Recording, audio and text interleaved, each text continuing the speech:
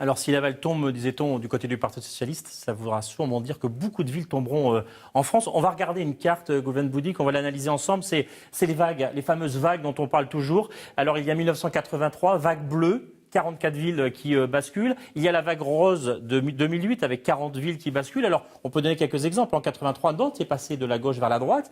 On peut aussi citer en 2008, on vient d'en parler, Laval qui passait de la droite vers la gauche. Est-ce qu'on est sur une configuration 2008 ou 1983 ou est-ce qu'on est plutôt sur une configuration de stabilité à votre avis? Ça, les résultats nous le diront. Mais je voudrais insister sur le fait que c'est très difficile à commenter et de plus en plus difficile à commenter les élections municipales parce que chacun choisit le seuil qu'il arrange d'une certaine manière. On va raisonner tantôt sur les villes de plus de 100 000, tantôt sur les villes de plus de 30 000 habitants, parce que ce sont des seuils que l'INSEE reconnaît par exemple souvent.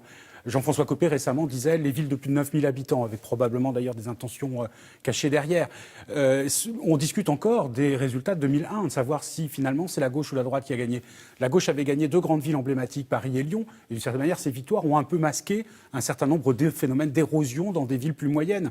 Et donc les enseignements sont toujours difficiles à tirer, surtout à chaud. Il faudra prendre le temps de l'analyse, mais c'est vrai qu'il y a des marqueurs et il y a une opposition de plus en plus grande entre des marqueurs médiatiques que les partis choisissent pour commenter, fixer le seuil de la victoire ou de la défaite.